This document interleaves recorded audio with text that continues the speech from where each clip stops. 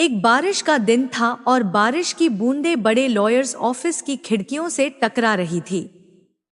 कविता वर्मा, जो हमेशा जिंदगी के सपने देखती थी, आज अपने सामने रखे डिवोर्स पेपर्स को देख रही थी।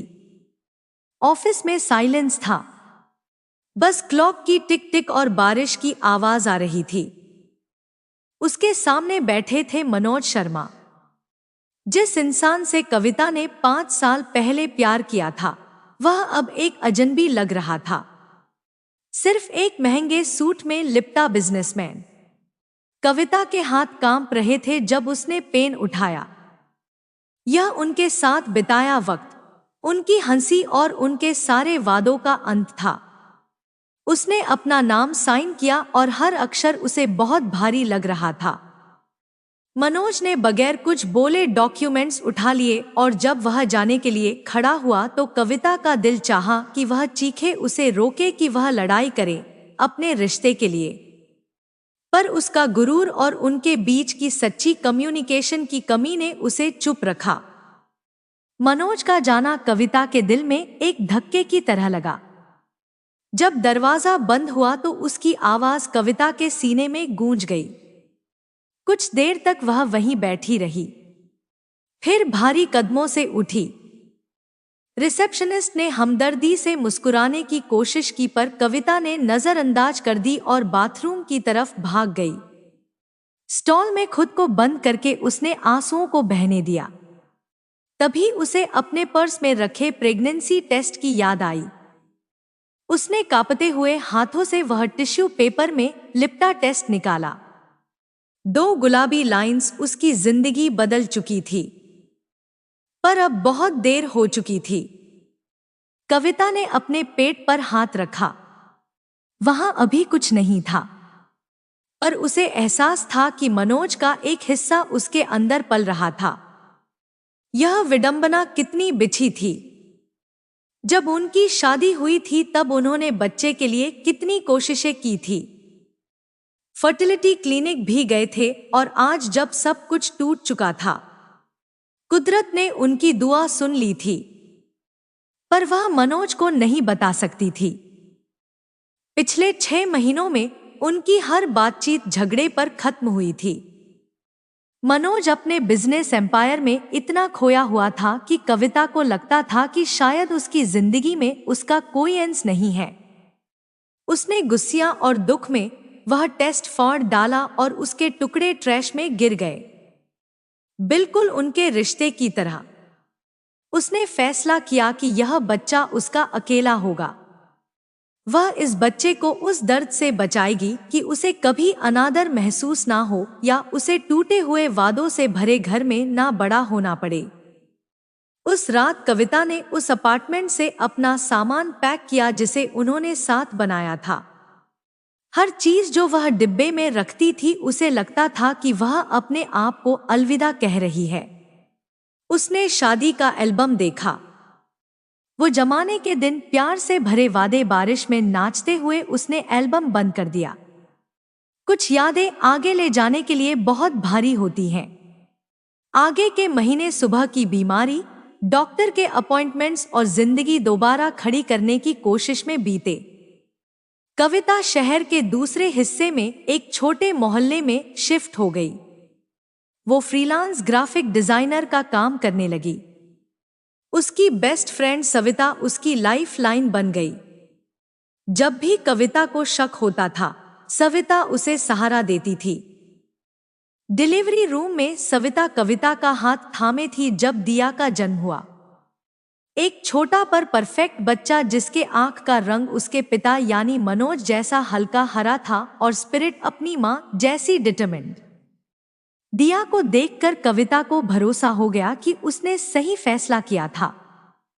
उसकी बेटी को प्यार ही मिलेगा, चाहे वह प्यार सिर्फ एक पेरेंट से मिले। 6 साल ऐसे बीत गए जैसे किताब के पन्ने पलट रहे हो। कविता की जिंदगी सादी थी पर खुशियों से भरी थी। उनके छोटे घर के बाहर एक छोटा सा आंगन था जहां दिया तितलियों को पकड़ती थी और परियों की कहानियां बनाती थी। कविता घर से ही काम करती थी। जब दिया अपने पापा के बारे में पूछती थी, कविता गोलमोल जवाब देती थी, वह दूर रहते हैं, शायद कभी मिलोगी। यह झूठ उसे कड़वा लगता था, पर सबसे ज्यादा आसान था। उधर दूसरी तरफ शहर में मनोज शर्मा ने एक बड़ा एम्पायर खड़ा कर लिया था। वो कमर्शियल रियल एस्टेट का किंग बन चुका था। उसका नाम बिजनेस मैगजीन्स में आता था। उसने वह सब हासिल कर लिया था जो वह चाहता था। फिर भी उसकी सफलता उसे खोखली लगती थी।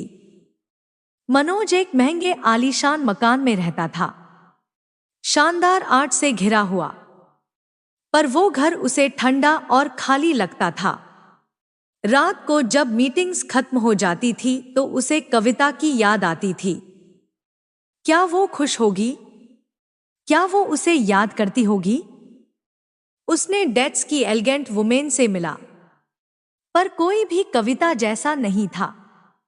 कोई भी उसके जोक्स पर नहीं हंसती थी या उस बिजनेसमैन के पीछे छुपे इंसान को नहीं देखती थी। मनोज ने महसूस किया कि उसने अपनी जिंदगी की सबसे अच्छी चीज खो दी, सिर्फ इसलिए कि वह अपने गुरूर और एम्बिशन के चक्कर में कविता को खो दिया। उसने एम्पायर बनाने में अपना किंगडम खो दिया था। जिंदगी में बदलाव एक मंगलवार को आया। मनोज को इन्वेस्टर से मिलना था एक कॉफी शॉप में जहां वह कभी नहीं जाता था। उसके ड्राइवर ने गलत मोड़ ले लिया और वह एक प्राइमरी स्कूल के पास पार्क हो गए। छुट्टी के वक्त मनोज बैक सीट में डॉक्यूमेंट्स देख रहा था जब अचानक उसकी नजर ऊपर उठी। स्कूल से बच्चे बैग्स और हंसी के शोर में बाहर निकल रहे थे और वहां एक छोटी लड़की का हाथ थामे खड़ी थी कविता। 6 साल गुजर चुके थे, पर वह उसे तुरंत पहचान गया। पोनी टेल में उसके बाल थे और वह पहले से ज्यादा खूबसूरत लग रही थी। पर उसकी सांस तो उस बच्ची को देखकर रुक गई जो कविता के बगल में थी। छोटे गहरे बाल और वह बच्ची खुशी से चहक रही थी। मनोज देखता ही रह गया जब वह दोनों एक छोटी कार की तरफ बढ़े। बच्ची बूस्टर सीट पर बैठी और कविता ने प्यार से उसे सीट बेल्ट बांधा, उसके माथे को चूमा। यह इतना सादा पल था, इतना प्यार और नॉर्मल सी से भरा कि मनोज के सीने में कुछ टूट गया। उसे ड्राइवर को आगे बढ़ने को कहना चाहिए था, पर उसे ऐसा महसूस हुआ कि उसे पीछा करना चाहिए। वो छोटी कार उन्हें वाइंडिंग स्ट्रीट से छोटे घरों के मोहल्ले में ले गई जहां आंगन साफ थे। जब कविता एक नीले रंग के घर के सामने रुकी जिसमें खिड़कियों पर फूलों के गमले रखे थे, मनोज ने ड्राइवर को थोड़ा आगे रुकने को कहा। मनोज ने देखा कि छोटी लड़की उछलती हुई कार से बाहर निकली और घर के अंदर दौड़ गई। कविता धीरे से पीछे चली। दरवाजा बंद हो गया। मनोज को अचानक इस जिंदगी को समझने की बेचैन जरूरत महसूस हुई। 3 दिन तक मनोज बस वही सोचता रहा। उसने एक प्राइवेट इन्वेस्टिगेटर हायर कर लिया। खुद से कह रहा था कि उसे बस यह जानना है कि कविता ठीक है। रिपोर्ट जल्दी आ गई।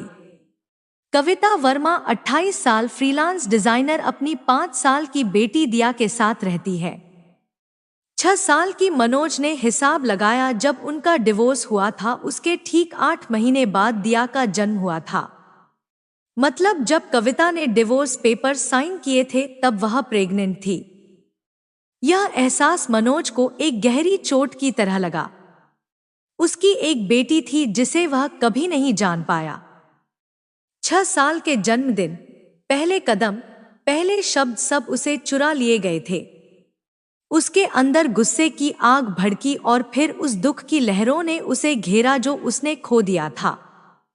पर गुस्से और दुख के पीछे एक बेचैन चाहत थी अपनी बेटी को जानने की। मनोज उस रात अपने आलीशान मकान में बैठा रहा, शहर की लाइट्स को घूरते हुए। उसने एक एम्पायर तो बना लिया था, पर वह एक चीज में फेल हो गया था जो सच में मायने रखती थी। उसने अपने गुरूर और एम्बिशन के चक्कर में कविता को खो दिया था। अब उसके पास एक मौका था, चाहे कितना ही छोटा हो, चीजों को सही करने का। अगले दिन वह उस नीले घर जाएगा। अगले दिन वह कविता का सामना करेगा और जवाब मांगेगा। अगली सुबह सूरज की लंबी परछाइयां कविता के छोटे किचन में फैल रही थी। दिया के लिए नाश्ता बना रही थी। दिया ड्राइंग टेबल पर बैठी थी। एक रेनबो पर सवार ड्रैगन प्रिंसेस की तस्वीर रंग रही थी। तभी डोरबेल तेजी से बजी। इतनी सुबह कौन आया? कविता ने अपने हाथ पोंछे और दरवाजा खोल दिया। पीप होल में देखे बगैर उसकी सांस उसके गले में फंस गई। दरवाजे पर मनोज शर्मा खड़ा था। वो वैसा ही लग रहा था जैसा उसे याद था, फिर भी अलग। उसके बालों में हल्की सफेदी थी। उसने बिजनेस सूट की जगह जीन्स और सादा शर्ट पहनी थी, जिसमें वह ज्यादा इंसान और कमजोर लग रहा था। कविता, उसने भीगी आवाज में कहा। कविता ने दरवाजे के फ्रेम को कस के पकड़ लिया। 6 साल का फासला उनके बीच एक समुंदर की तरह फैला हुआ था। तुम यहां क्या कर रहे हो? उसने फुसफुसाकर पूछा। मुझे लगता है तुम्हें पता है क्यों, मनोज ने जवाब दिया। मैंने तुम्हें 3 दिन पहले स्कूल के पास देखा था। तुम्हें और तुम्हारी बेटी को। तुम्हें जाना चाहिए। कविता ने दरवाजा बंद करने की कोशिश की। मनोज ने जोर नहीं लगाया, पर दरवाजा मजबूती से रोक लिया। वो मेरी है ना दिया? वह मेरी बेटी है। मनोज की आंखों में सच्चाई लटक रही थी। कविता की आंखों में आंसू झलकने लगे, पर उसने गिरने नहीं दिया। मम्मी, दरवाजे पर कौन है? दिया की आवाज किचन से आई। कविता का दिल रुक गया। उसने मनोज को लाचार नजर से देखा। विनती की साड़ी की वह अभी यह सब यहां ना करे। मनोज का जबड़ा कस गया, पर उसने सर हिला दिया, पीछे हट गया। प्लीज, कविता ने धीरे से कहा। उसके सामने नहीं। मुझे वक्त दो उसे तैयार करने का। आज रात उसके सोने के बाद हम इस बारे में बात करेंगे। कविता, मुझे जवाब चाहिए, मनोज ने मजबूती से कहा। कविता ने उसे देखा जब वह अपनी चमकती काली गाड़ी की तरफ गया जो उस छोटे मोहल्ले में अजीब लग रही थी। पूरा दिन कविता धुंध में गुजरा। उसने दिया के साथ खेला, कहानियां पढ़ी, पर उसका दिमाग मनोज के चेहरे के दरअसल दुख और आरोप को बार बार सोच रहा था। उसने सविता को फोन किया और सिसकियों में अपना दर्द बाहर निकाला। सविता ने उसे समझाया कि मनोज गुस्सा होगा, चोट पहुंचा होगा, पर अंदर से डरा हुआ भी होगा, बिल्कुल कविता की तरह। शाम को जब दिया अपने पसंदीदा खिलौने के साथ बिस्तर पर चली गई, कविता लिविंग रूम में मनोज का इंतजार करने लगी। मनोज ठीक 8 बजे आया। उसका नॉक हल्का था पर जोर डालने वाला। कविता ने उसे अंदर आने दिया। वह दोनों छोटे लिविंग रूम में खड़े थे। 2 लोग जो कभी एक दूसरे को घरेलू रूप से जानते थे, अब अजनबी बन चुके थे। मुझे सब कुछ बताओ, मनोज ने कंट्रोल की हुई पर कस आवाज में कहा। तो कविता ने शुरू किया। उसने डिवोर्स के दिन प्रेगनेंसी पता चलने के बारे में बताया, लॉयर के बाथरूम में फटे हुए टेस्ट के बारे में बताया। उसने बताया कि उस दर्द और डर के पल में उसने फैसला किया कि दिया को छिपाना ही उसे बचाना है। उस पिता से जो एम्बिशन में इतना खोया था कि फैमिली के लिए कोई जगह नहीं थी। तुम्हें यह फैसला मेरे लिए लेने का कोई हक नहीं था, मनोज ने आवाज ऊंची करते हुए कहा। मेरी बेटी की 5 साल की जिंदगी चुरा ली तुमने। तुम मुझे छोड़कर गए थे। कविता पलटकर चिल्लाई, तुमने हर रात ऑफिस में रुककर हर वीकेंड कैंसिल करके हमेशा अपने बिजनेस को हमारे रिश्ते से ज्यादा तरजीह दी। तुमने मुझे दिखा दिया कि तुम्हारी प्रायोरिटीज क्या है। मैं हमारे लिए एक फ्यूचर बना रहा था। जो लाइफ हमने सपने में देखी थी उसके लिए सब कुछ कर रहा था। मैंने खाली घर और पति जो हमेशा गायब हो उसके सपने नहीं देखे थे। मैंने पार्टनरशिप का सपना देखा था। ऐसा इंसान जो मुझे चूज करे, सिर्फ मेरे लिए कमाई ना करे। मनोज थक कर सोफे पर बैठ गया, सर हाथों में। जब उसने ऊपर देखा उसकी आंखें लाल थी। मैंने तुम्हें फेल किया, उसने धीरे से कहा। मुझे अब एहसास है मैं खुद को प्रूफ करने में इतना फोकस था कि मैंने वो चीज खो दी जो सबसे ज्यादा मायने रखती थी। पर इसका मतलब यह नहीं कि तुम्हें मेरी बच्ची मुझसे छिपाने का हक मिल गया। मुझे माफ कर दो, कविता ने फुसफुसाकर कहा। मैं डरी हुई थी और हर्ट थी, पर दिया खुश है, उसे प्यार मिला है। पिता के बगैर कविता ने कड़वाहट से पूछा, तुमने उसे मेरे बारे में क्या बताया कि मैं दूर रहता हूं? तो दूर आज खत्म हो गया, कविता ने मजबूती से कहा। मैं की जिंदगी का हिस्सा बनना चाहता हूं। मैं अपनी बेटी को जानना चाहता हूं। आने वाले हफ्तों में उन्होंने एक अरेंजमेंट तय किया। मनोज वीकेंड्स पर आएगा, धीरे धीरे दिया की दुनिया में शामिल होगा। कविता ने दिया को आसान शब्दों में समझाया कि उसके पापा उससे मिलने आ रहे हैं। दिया का उत्साह देखने लायक था। उसने मनोज के लिए तस्वीरें बनाई। उनकी पहली मुलाकात के दिन मनोज झुककर दिया के लेवल पर बैठ गया।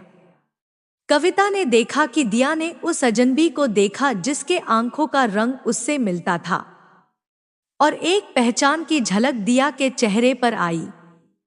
हाय दिया, मनोज ने भीगी आवाज में कहा। मैं तुमसे मिलने के लिए बहुत देर से इंतजार कर रहा था। हाय पापा, दिया ने तुरंत जवाब दिया, और फिर उसने वो किया जिसने कविता और मनोज दोनों के दिलों को तोड़ दिया और जोड़ दिया। उसने अपने छोटे हाथ मनोज की गर्दन के गिर्द लपेट दिए। एक ऐसा गले मिलना जिसमें माफी की जो उन्होंने कमाई नहीं थी। मनोज ने पहली बार अपनी बेटी को गले लगाया। कविता आंसू बहाते हुए पलट गई उन्हें अकेला पल देने के लिए। आगे के हफ्ते एडजस्टमेंट्स का नाच थे। मनोज हर शनिवार आता था, छोटे गिफ्ट्स लाता था जो दिखाते थे कि वह ध्यान दे रहा है। दिया को डायनासोर्स पसंद थे तो उनकी किताब ड्राइंग सप्लाई। उन्होंने साथ में पार्क में पतंग उड़ाई। कविता दूर से देखती थी कि मनोज धीरे धीरे पिता बनना सीख रहा है। वह दिया के एंडलेस सवालों पर शांत रहता था, उसके मूड्स पर ध्यान देता था। उसे मनोज में वह इंसान दिखा जिससे उसने प्यार किया था, जो एम्बिशन के पीछे दफना हो गया था। एक शाम दिया के सोने के बाद मनोज दरवाजे पर रुका। शुक्रिया, उसने धीरे से कहा, मुझे यह मौका देने के लिए, उसे ऐसी अच्छी बच्ची बनाने के लिए। तुम उसके साथ अच्छे हो, कविता ने माना हैरान थी कि उसने यह बात कह दी। मैं कोशिश कर रहा हूं, उसने जवाब दिया। मैं वह पिता बनने की कोशिश कर रहा हूं जो मुझे शुरू से होना चाहिए था। उनकी नजर मिली, और माफी तो नहीं तो पर समझ जरूर थी। गर्मियां आई और उनके बीच की हद कम होने लगी। मनोज अब जल्दी आने लगा, डिनर के लिए रुकने लगा। वो दिया की मदद करता, उसे सोने से पहले कहानियां पढ़ता था। कविता को उसकी आहट अच्छी लगने लगी। एक शनिवार वो तीनों शहर के जा गए। यह पल अचानक से नॉर्मल लगा। वो साथ चल रहे थे, दिया दोनों का हाथ थामे बीच में। देखने वालों को लगता होगा कि वह एक फैमिली है। पेंगुइन एनक्लोजर के पास दिया ने ऊपर उठने की जिद की। मनोज ने उसे अपने कंधों पर उठा लिया और दिया खुशी से चिल्लाई। कविता बगल में खड़ी थी। मनोज की मौजूदगी उसे गर्मी दे रही थी। यह परफेक्ट है, दिया ने ऊंचाई से घोषणा की। हमें हर दिन ऐसा करना चाहिए। मनोज ने कविता को देखा और उनकी नजर में दर्द, चाहत और संभावना थी। उस शाम दिया के सोने के बाद वह कविता के छोटे बैक पोर्च पर बैठे थे। हवा गर्म थी। दूर ट्रैफिक की आवाज आ रही थी। मनोज ने कविता का हाथ पकड़ लिया। मैं यह मिस करता हूं, उसने धीरे से कहा। सिर्फ दिया को नहीं, तुम्हें। मैं तुम्हें मिस करता हूं। कविता की सांस रुक गई। वह अपने आप को पीछे खींचना चाहती थी, कमजोरी से बचाना चाहती थी, पर सच्चाई यह थी कि वह भी उसे मिस करती थी। मनोज वह इंसान बन रहा था जिसके लिए वह खिंचाव महसूस कर रही थी। मनोज, उसने शुरू किया पर उसने सर हिला दिया। तुम्हें कुछ नहीं कहना है, बस मैं चाहता था कि तुम्हें पता चले। यह महीने तुम्हारे और दिया के साथ इन्होंने मुझे दिखा दिया कि मैं कितना बेवकूफ था, कितना गुरूरी था। मैंने वह चीज फेंक दी जो सबसे ज्यादा मायने रखती थी। लोग सिर्फ वापस नहीं जा सकते, कविता ने नरम आवाज में कहा। बहुत कुछ हो चुका है, जानता हूं, मनोज सहमत हुआ। पर शायद हम आगे बढ़ सकते हैं, शायद हम कुछ नया बना सकते हैं। वो झुका और कविता को लगा कि उसका इरादा डोल रहा है। उनके होठ एक दूसरे से बस इंचों दूर थे जब दिया की आवाज अंदर से आई। मम्मी, मुझे बुरा सपना आया। वह पल टूट गया। कविता अंदर गई और मनोज भी पीछे गया। तीनों दिया के छूटे बिस्तर पर लिपट कर बैठे थे, कहानियां पढ़ते हुए, जब तक वह दोबारा सो नहीं गई। जब मनोज उस रात जाने लगा, वह दरवाजे पर रुका। मैंने जो कहा था उस पर कायम हूं। मैं हम दोनों पर हार नहीं मानूंगा। कविता ने उसे जाते देखा। उसके दिल में उम्मीद और डर का झोलमोल था। वह दोबारा उसके लिए प्यार महसूस कर रही थी। क्या उसमें इतनी हिम्मत थी कि वह अपने दिल को दूसरी बार खतरे में डाले? पछड़ आया और कविता के मोहल्ले को सोना और लाल रंगों से रंग दिया जो उसके बदलते दिल के रंगों से मेल खाता था। 4 महीने बीत चुके थे जब मनोज उनकी जिंदगी में वापस आया था। अब उनका गुस्सा कम हो गया था और धीरे धीरे माफी में बदल रहा था। एक शाम मनोज एक खास रिक्वेस्ट के साथ आया। उसकी कंपनी एक बड़े चैरिटी गाला की मेजबानी कर रही थी और वह चाहता था कि कविता और दिया उसके मेहमान बने। कविता का पहला रिएक्शन मना करने का था, अपनी हद बनाए रखने का। पर दिया का उत्साह देखकर फैंसी ड्रेस पहनने का मौका। कविता मना नहीं कर पाई। फंक्शन की रात कविता शीशे के सामने खड़ी थी, खुद को पहचान नहीं पा रही थी। उसने रीना से एक मिडनाइट ब्लू ड्रेस लिया था जो सिंपल पर एलिगेंट था। जब मनोज उन्हें पिक करने आया, उसके चेहरे पर हैरानी थी। तुम कमाल लग रही हो, उसने हैरानी में कहा। दिया भी पिंक लहंगा में घूम रही थी, एक छोटी राजकुमारी की तरह। पापा, मैं भी प्यारी लग रही हूं। तुम दुनिया की सबसे खूबसूरत लड़की हो। मनोज ने उसे उठाकर गले लगाया। वो फंक्शन एक बड़े बॉल रूम में था। जगमगाते सैंडलियर्स मार्बल के फर्श, यह मनोज की दुनिया थी, दौलत और पावर की। पर मनोज ने उनका साथ नहीं छोड़ा। उसने उन्हें कोलीग से मिलवाया, अंजलि की कमर पर हल्का हाथ रखा। जब लोगों ने उनके रिश्ते के बारे में पूछा, मनोज ने हिचकिचाहट नहीं दिखाई। यह कविता है, दिया की मां। फिर वह गर्मी से जोड़ता, और वह औरत जिसे मैं वापस जीतने की कोशिश कर रहा हूं। कविता का चेहरा लाल हो गया, पर उसके दिल में उम्मीद जगी। उसने देखा कि मनोज नेटवर्किंग में नहीं बल्कि यह सुनिश्चित करने में ज्यादा इंटरेस्टेड था कि दिया और कविता आराम से हैं। समीर पीएस मनोज का बिजनेस पार्टनर जो एक अच्छा इंसान था, डिनर पर उनके पास आया।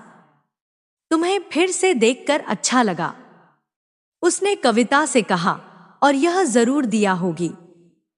मनोज तुम्हारे बारे में हमेशा बात करता है। राजू ने दिया को बताया, वह तो डिवोटेड पिता बन गया है। मीटिंग से जल्दी छोड़ देता है, वीकेंड्स पर छुट्टी लेता है। हम उसे पहचान नहीं पाते। कविता के सीने में गर्मी आई। यह प्रूफ था कि मनोज का बदलाव सिर्फ बातों में नहीं कामों में भी था। कविता मनोज गंभीर हो गया। यह पिछले महीने मेरी जिंदगी के सबसे अच्छे रहे हैं। दिया को जानना, तुम्हारे साथ वक्त बिताना, इसने मुझे दिखा दिया कि मैं कितना बुद्धू था, कैसे मैंने सब छोड़ दिया। मैं जानता हूं कि मैं दूसरा मौका डिर्वस नहीं करता, पर मैं वह इंसान नहीं हूं जो 6 साल पहले था। अगर छोटी सी भी संभावना है कि तुम मुझे माफ कर सकती हो, हम फिर से कोशिश करें। मैं वादा करता हूं कि मैं हर दिन साबित करूंगा कि मैं बदल गया हूं। कविता की आंखों में आंसू आए। उसे विश्वास करना था, पर पिछले दर्द की याद उसके दिल के गिर्द दीवार बना रही थी। मुझे वक्त चाहिए, उसने फुसफुसाया, मुझे पक्का होना है। मैं इंतजार करूंगा, मनोज ने वादा किया।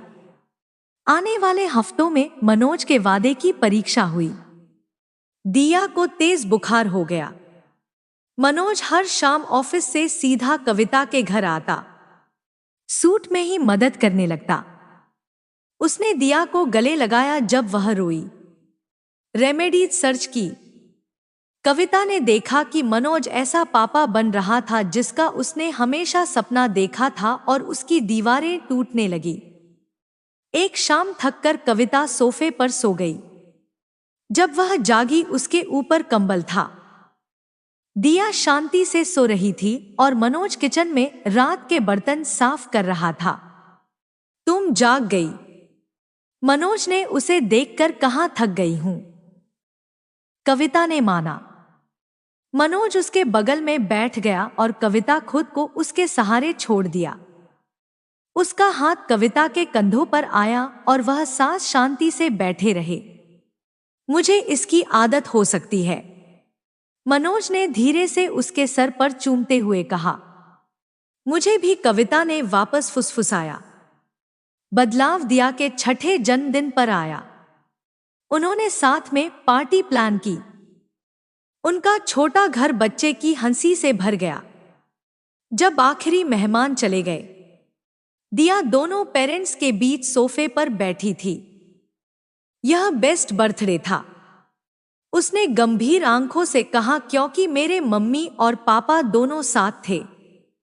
फिर उसने वह सवाल पूछा जो महीनों से बन रहा था, क्या आप लोग दोबारा शादी करोगे? मेरे सारे फ्रेंड्स के मम्मी पापा साथ रहते हैं।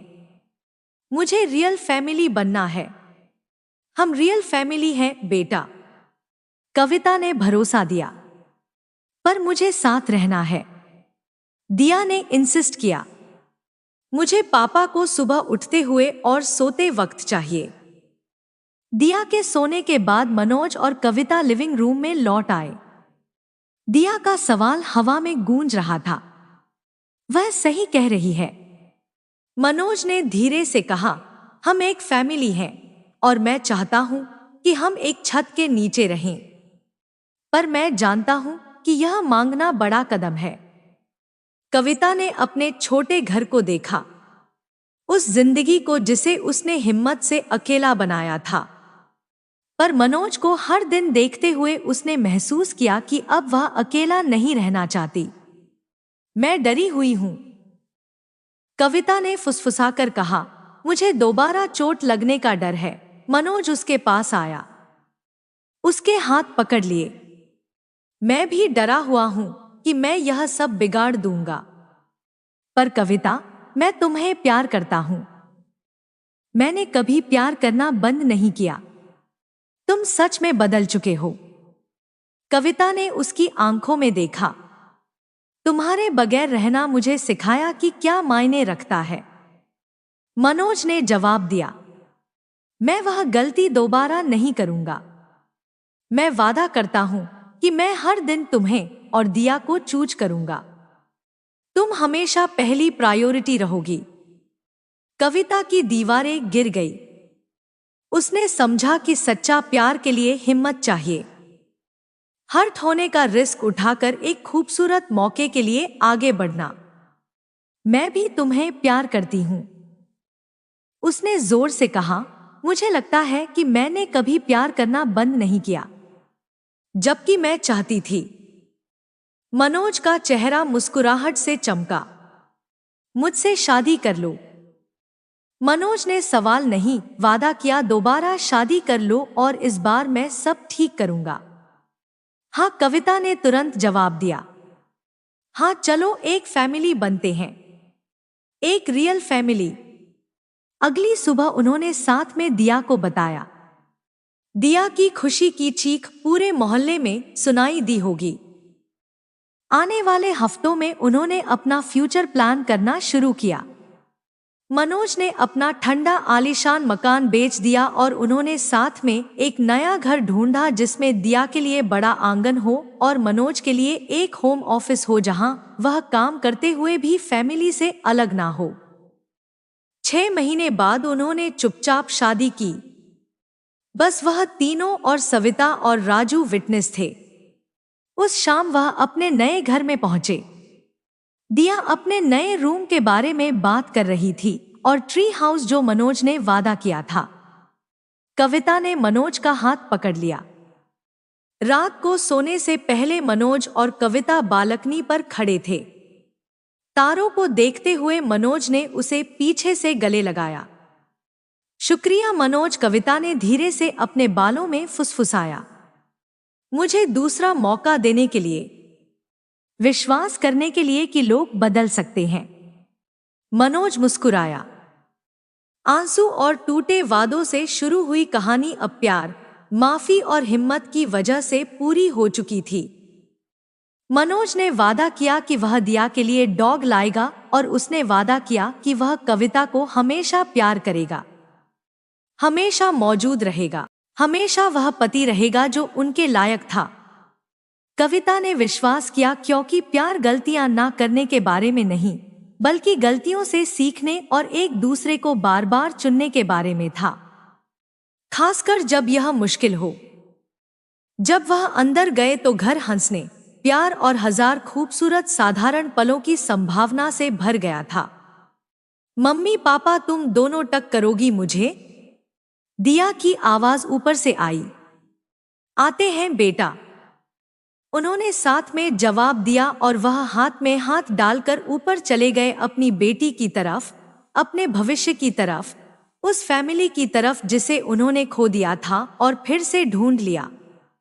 तो देखा आप सबने, जिंदगी में आगे बढ़ने के लिए पिछली गलतियों को माफ करना कितना जरूरी है। मनोज ने सीखा कि जेल से ज्यादा रिश्ते मायने रखते हैं और कविता ने हिम्मत जुटाई कि वह दोबारा ट्रस्ट कर सके। यही तो सच्चा प्यार है। अगर आपको यह कहानी अच्छी लगी हो तो प्लीज लाइक जरूर करें, अपने दोस्तों और फैमिली के साथ शेयर करें और हमारे चैनल को सब्सक्राइब करना ना भूलें। धन्यवाद। राधे राधे। जय श्री कृष्ण।